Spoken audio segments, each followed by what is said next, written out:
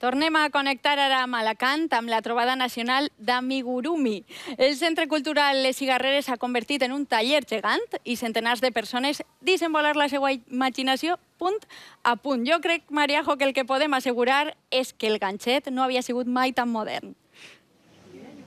Ni tan modern, ni tan divertit, ni tan universal, perquè l'Amigurumi ha aconseguit reunir gent molt diferent, amb diferents interessos i de diferents edats. La trobada nacional d'Amigurumi ha començat amb el que es coneix com una guerrilla de ganxet, que ve a ser consistir en transformar un espai urbà només en llana. Amb això aconsegueixen demostrar que és ben fàcil donar-li color a un espai que moltes vegades és tan gris com la ciutat. Bé, tenim tallers d'iniciació.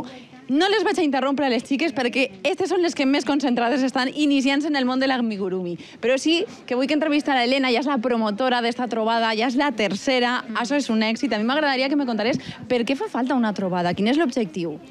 Pues el objetivo que tiene el encuentro es que haya gente que hace amigurumi junta. Es una cosa que estaba un poco dispersa y entonces no en todas las ciudades se podía aprender amigurumi, entonces está bien que sea un encuentro nacional, por eso hay sitios donde es más complicado recibir clases y está bien que haya un sitio donde la gente pueda aprender y no solo aprender, sino encontrarse con otras personas que también les gusta lo mismo que a ellos. Molt bé, i de moment triomfa, perquè cada dia s'han vingut centenars de persones a disfrutar i agarrar el ganxet. Moltes gràcies. Tenim un altre curset. Este és de minillós, Olga.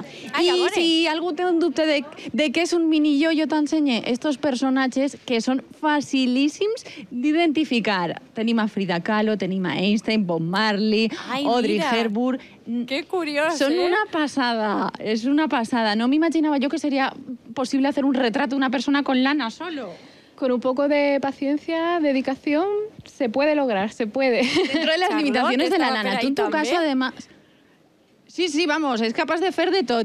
Tú has demostrado, Marisa, que igual es una alternativa a esto, ¿eh? Sí, bueno, yo hay mucha gente que como yo está apostando por las cosas hechas a mano, por la artesanía, por hacer algo original aquí dentro de España, ¿no? No solamente... se hacen cosas chulas fuera. Y tú has publicado un libro y todo, ¿eh? Sí. que conste. Bueno, anem a continuar perquè així... Sí, tens a Buda i a veure si saps qui és. No sé si li falta un poquet el moño encara. És Woody Allen, que ja el tenim i que està fent-lo esta xica que ve, a més de Múrcia. Sí, és possible fer-ho tot. És possible fer-ho tot. Bé, anem a la trobada. Esta és més internacional. Esta no és curset, esta és free.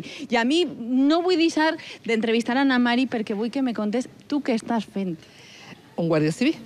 Y un guardia civil, esto yo estoy... Con tricornio, ¿eh? Con tricornio. Estoy segura que eso es para ficarlo en el coche y evitarse les multes. De totes maneres, que sapigues, Olga, que se pot fer de tot. Jo de tu, això comença a veure com una alternativa. Jo m'apuntaria perquè mira quines coses tan xules pots fer i pots regalar. Que sapigues que la trobada encara està en marxa. Te pots apuntar perquè arriba fins al dissabte i està oberta la inscripció.